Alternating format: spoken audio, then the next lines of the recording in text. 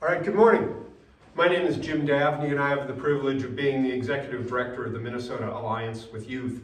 Welcome to this year's State of the Youth Press Conference.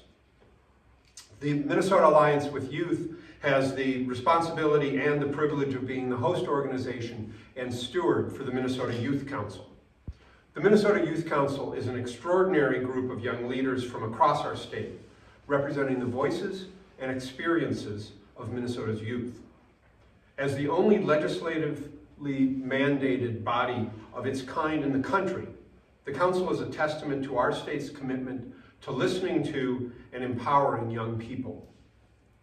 Through collaboration with legislators, community partners, and peers, the Council ensures that youth perspectives are not only heard, but valued in shaping the policies that affect their lives. Today, we're here to share the Council's 2025 legislative agenda, crafted entirely by the youth themselves. This agenda represents the issues that matter most to young Minnesotans, and it reflects their vision for a more inclusive and prosperous future for all of us. It's an honor now to introduce Julia Rosenman, who will take it from here. Thank you. Thank you, Mr. Davney, and good morning, everyone. My name is Julia Rosenman. I am a sophomore at Breck School, and I am one of the District 5 representatives on the Minnesota Youth Council. Developing this year's legislative agenda was a thoughtful process. It began by listening to young people across Minnesota. We conducted research to understand the issues that matter most to our peers. And from there, we worked with community partners and experts to refine these ideas into actionable policy proposals. Throughout the process, we made sure to center diverse voices and perspectives, and this agenda represents the needs and the hopes of Minnesota's youth, and we're proud to present it to you all today. As a council, we deeply value bipartisanship. The challenges facing Minnesota's youth, whether they involve education, career readiness, or mental health, transcend political lines. We are committed to working collaboratively with legislators from all parties to create solutions that serve every young person in Minnesota.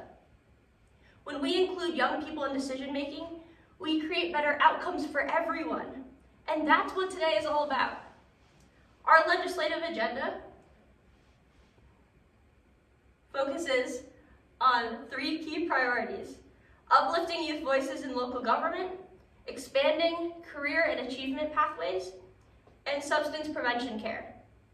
It's my pleasure to introduce Zoha Khan to start us off on our legislative agenda.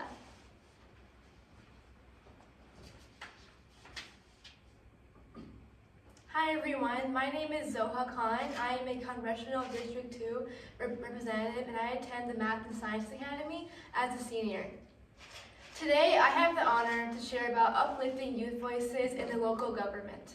I want you to really think about a high school student sitting in class, hearing about a new policy that will affect how their grades are determined or what classes are available. They have strong opinions, but no way to voice them.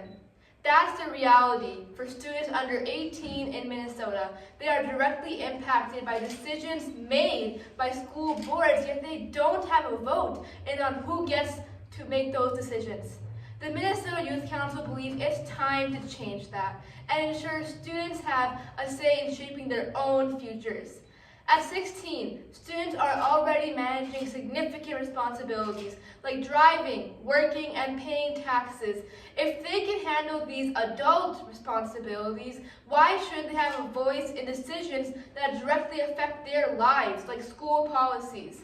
In Minnesota, over 25,000 youth have pre-registered to vote since 2023, showing that young people are not only capable of voting, but eager to do so.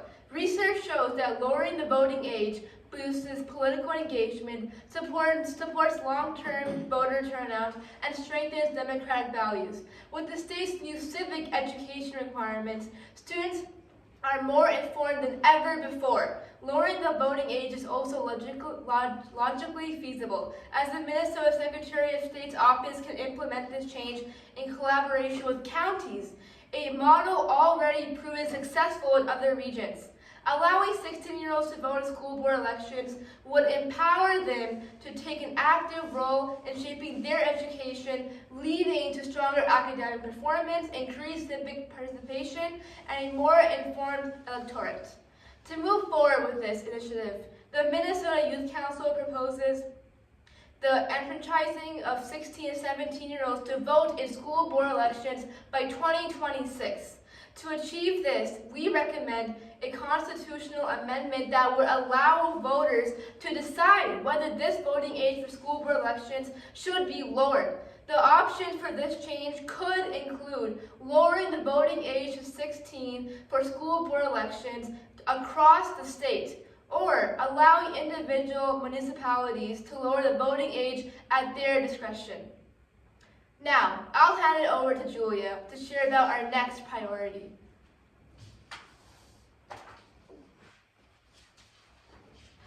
Thank you, Zoha.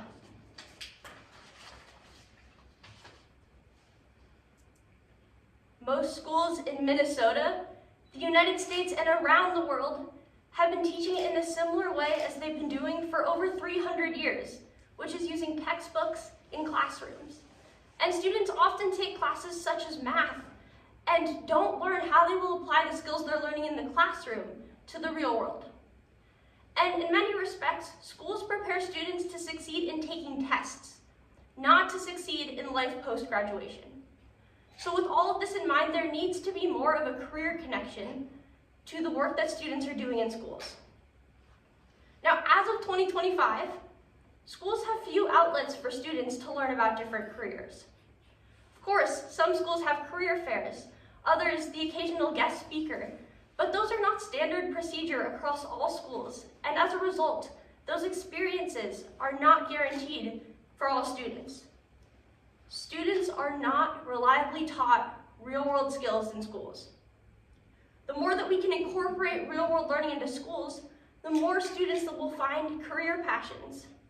Societal productivity will increase significantly as real-world learning becomes as common of an expectation in schools as homework is currently.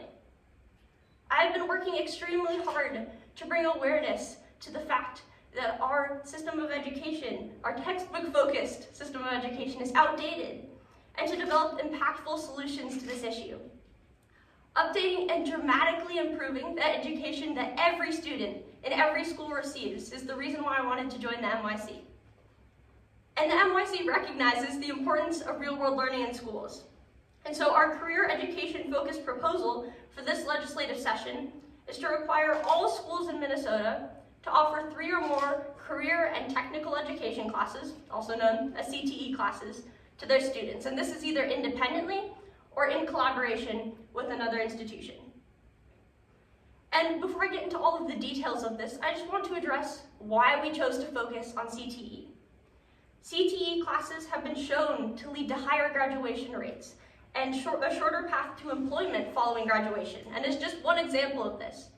In 2023, the overall graduation rate for high school students in Minnesota was 83.3%. The graduation rate for high school students in Minnesota who were CTE concentrators, meaning that they were enrolled in 2 or more CTE courses, was 92%. That's a significant difference. Of course, we do understand that there are costs associated with standardizing the number of CTE classes in schools, and the proposed model would cause some schools to need assistance from things such as grants to be able to afford to implement more CTE classes in schools and to cover any costs of student transportation for schools that choose to collaborate for off-campus CTE space. Now, to cover these costs, we recommend that a funding program is created to provide grants to schools, as each school has unique needs based on individual resources, location, and ability to collaborate with other institutions. If this were done, meeting the proposed requirement of having each school offer a minimum of 3 CTE classes is possible even for districts that are farther from the target, because the grants given to school districts, which would most likely be through an application process, would be determined on a case-by-case basis. As I mentioned, the reason that there needs to be an overall increase in the number of CTE classes offered in schools is because our system of education is rooted in methods of teaching with textbooks and in classrooms, and not in real-world learning. And as a result, students are not guaranteed the opportunity to learn about many different careers before graduation. Once again, this is something that I've already spent years working on, and there are many different ways to address this issue so that we can improve the education that every student receives. I'm eager to collaborate with anyone working on this issue, so please definitely reach out if you'd like to discuss this further. Now it's my pleasure to introduce Adonai Yednikacho to talk about substance prevention care. Thank you, Julia. Hello, my name is Adonai, and I'm from Chaska High School representing the youth from Congressional District 6. I'll be presenting to you on behalf of the rising issue of substance abuse among youth in Minnesota. From my personal experience with substance prevention factors in my school, I have seen a great decrease in the urgency to work to prevent the use of drugs and vaping within my schools. It makes me sad to see staff who have given up on the narrative that teens won't turn away from substance abuse. But in reality, I can tell that what my peers need is an outlet. My peers need somebody to reach out to, somebody to give them the resources they need to turn away from substance abuse and into a healthier lifestyle. The Minnesota Youth Council is taking substance abuse head-on as one of our legislative priorities in hopes to tackle this issue and uplift youth issues among the state. Substance abuse is a critical issue among youth, and the lack of effective prevention programs and assistance that are marketed towards youth makes it harder for us to overcome these challenges alone. There are resources out there, but what we need to do is have a better job of transitioning the available resources into the hands of youth. Minnesota legislation has done a great job of providing a base to prevent substance abuse for youth. For example, they created vaping-specific laws that regulate sales to minors, pushed efforts to distribute the opioid reversal drug naloxone, and passed bills like HF 2553, better modifying the mental health provider standards. But we hope to take this strong base and build on it by pushing for greater implementation and awareness around substance prevention for youth. In order to do this, we must take a collective approach within our communities to work to help build healthier lives for the next generation. And we hope to do this with 3 proposed solutions. The first one being life skills training programs. We hope to expand already existing community programs like the YMCA and push for more curriculum and education inside and outside of schools to prevent alcohol and hard drug use. Second, we hope to provide more community mental health services, from pushing to fund existing programs like Park Nicholas Now initiative to provide free school-based telehealth services, with studies showing 100% of participants reporting positive incomes. We also hope to provide funding to hire more mental health professionals in schools. Lastly, we hope to bring more awareness of naloxone distribution within school nurse offices. We hope to better inform students that they have this opioid reversal drug in case of emergency situations. In order to complete these following proposed solutions within the legislature, we're going to need legislators, community organizations, or any youth and adult willing to reach out to the Minnesota Youth Council and help bring an end to substance abuse among youth. Thank you, and I'll pass it on to Priscilla for closing statements. Hi everyone, thank you so much for being here. Good morning. Thank you so much to the amazing young people that you have heard from. I am every day proud of them, proud of their achievement, proud of their work. As Jim stated, this was a legislative agenda that was designed by Youth for Youth, and so I'm really excited that we have the opportunity to present. Just piggyback off what Adonai has already started to talk about, I want to emphasize that this agenda is not a collection of ideas, it's a call to action. For our legislators, we need your support to champion these proposals and to turn them into meaningful change. You all have the power and the position to do that, so we really encourage you to reach out to us and work with us on this. To our community partners and our youth advocates, we want you to join us in amplifying these priorities. We want you to share with your network, and we want you to advocate with us at the Capitol this session. And then to the youth of Minnesota, this agenda is your voice. This is you. This represents what you want, and we want you to continue to speak up, to share your experiences, and to demand the future that you deserve. And then together, I believe that we can build a Minnesota where every young person has the opportunity to thrive. Thank you so much for your support, and we are open for any questions.